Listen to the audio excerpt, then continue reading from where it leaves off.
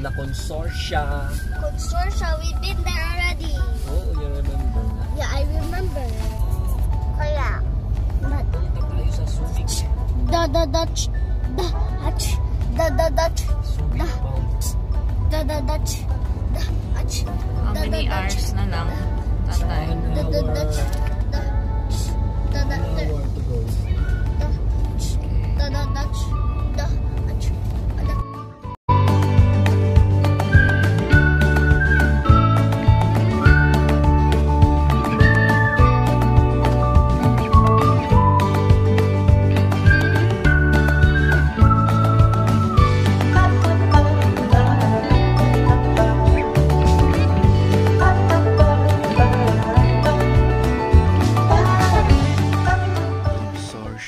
Sand and Sea Resort. Andun yung tindahan nila.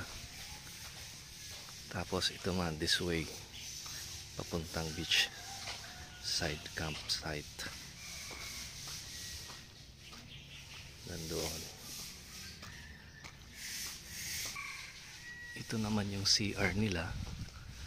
Yes, malinis naman. Bagong lagay, dalawa. Dati kasi dalawa lang to eh. Tas wala pa tong additional na lababo. Pero inaayos pa din nata nila to. Ito yung una nilang lababo.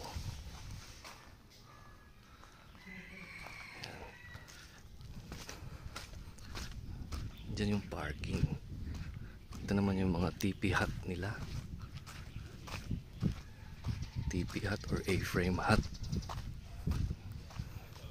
Ito yung view. Diyan pwede mag-set up ng mga tent. Ayan na, may mga campers din.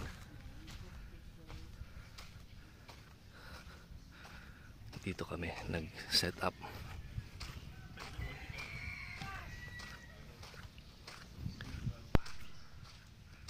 Medyo magulo kasi may mga kids. Ano? Hello, ma. Ito yung beachfront namin. Ayos na. Maganda yung panahon ngayon. Gloomy pero medyo mainit ng konti. Yun lang.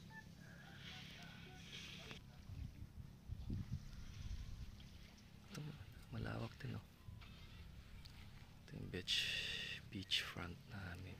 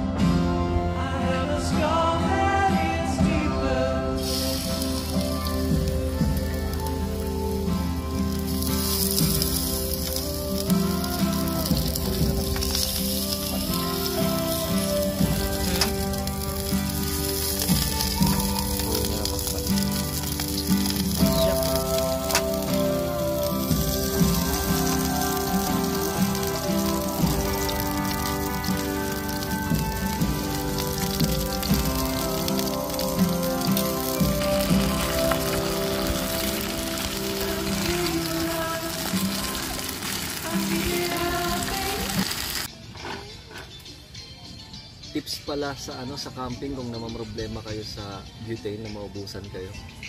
Ito gayahin nyo. Ayun oh. Kahit magpakulo ka pa magdamag dyan, pang ilang buwan mong gamit yan non-stop. Kahit magbulalo ka pa dyan. Nga pala, 250 ang entrance dito. Overnight per head. Kasama na yung tent pitching, parking fee, entrance, electricity for charging. Pero kailangan nyo rin magdala ng power bank just in case. Katulad ngayon, brown out, walang ilaw. Tapos, free wifi pa. Sulit na. Tapos meron pala kaming binayaran pang environmental fee. 20 pesos each. Ayun, yun ang rate dito. Mura na, ayos naman. Pating dagat.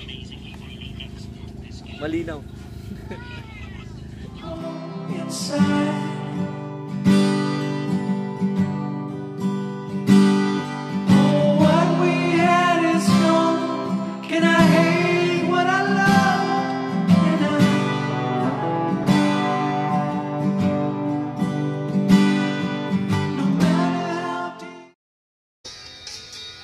Late na yung dinner namin kasi nag-swimming kami.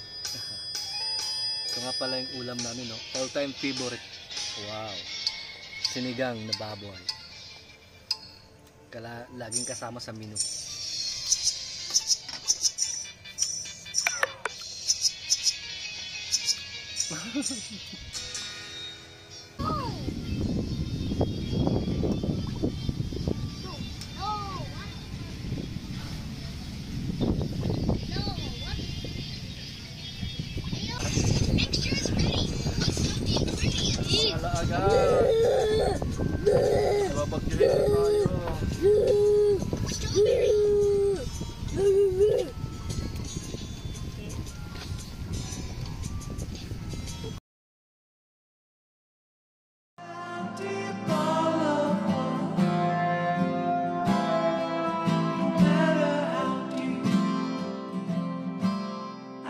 Scar